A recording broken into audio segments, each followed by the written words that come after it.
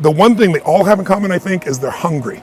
And I know that sounds simplistic, but I believe that's the single most important element that separates the quality of people's lives. It's not just the ability to have hunger, but to sustain it. Hunger means that you want more. You want more of yourself. You want to make a bigger difference. You want to be a better parent. You want to do something more than there is today, and that you don't get satisfied. Most people start out with hunger at an early stage of life and they lose it. But the people that come to me are hungry either because something's happened, they've had a birthday with a 0 on it, they've gone through a divorce, they're starting a business and they know I've got to have a different level, or they're the best in the world and they're always looking for that edge that makes the difference. I think everybody is born with hunger. Like, there's a desire to grow, to expand, to learn, and then disappointment sets in early in life for most people. And then we look to blame something outside of ourselves. And there are many events in our lives that can affect us all. We've all had pain and challenges. But I think if you can find within yourself the part of you that wants to constantly give something more than yourself, if you can find a mission larger than yourself, then you're more pulled to do something than trying to push yourself. And pull has much more power than push. I always say motive does matter. That if your motive is to serve something greater, there is an energy that comes up inside of you. So I feed 2 million people a year because somebody fed my family when I was 11 years old, and now this year we're feeding 4 million. I want to do more in that area. And every business I'm in, that drive just doesn't go away. The capacity to strengthen and increase your hunger is the one common denominator amongst the most successful people. They've never lost their hunger. Most people are hungry to achieve a certain amount, make a certain amount of money, and then they get comfortable and relax, or to get a certain level of fitness and then they relax. But Richard is as driven today as when he was 16 years old starting. I mean, he's like on fire, and he's 65 years old.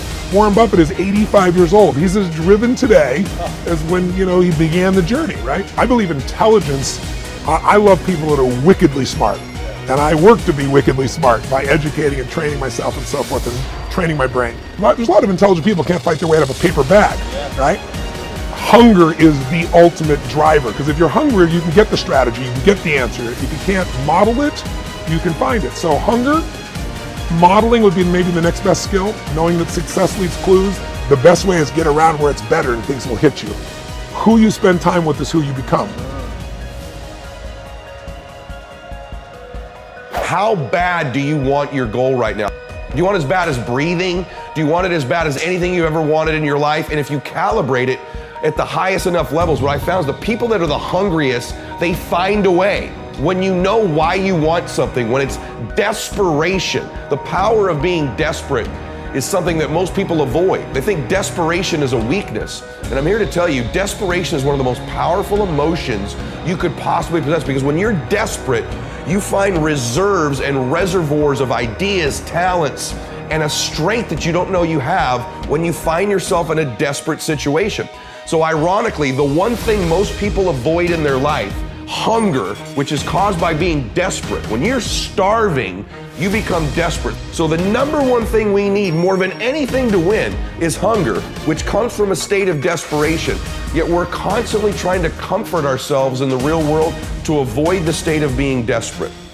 And I'm telling you that I think you need to embrace desperation again in your life. Like, do you want it so bad that you're desperate for it? See, in a fight, you show me two people. This is why it's so hard to repeat as a champion in the fighting game. Because you show me someone who's up and coming, who's hungry for that title, who's never had it before, who can taste it, who knows if they win that belt, their whole life's gonna change. They're gonna be champion of the world, all the endorsements, all the money, all their family life, all their parents' lives are gonna change. You show me somebody chasing that, hungry for it, against someone who's just trying to hold on to a title. And that's why most of the time the challenger beats the champ. It's hard to repeat as a champion because the hunger goes down just a little bit. The greatest athletes, the Kobes, the Bradys, the Jordans of sports, have a way of feeding their hunger all the time and increasing it. What separates them isn't just their work ethic, isn't just their talent, although those things matter, isn't just they practice more. What separates them is they're just hungrier.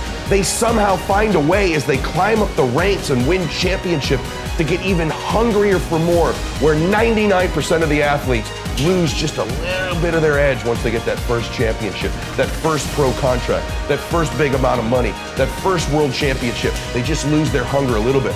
And then there's the elite. They get hungrier. It feeds the beast.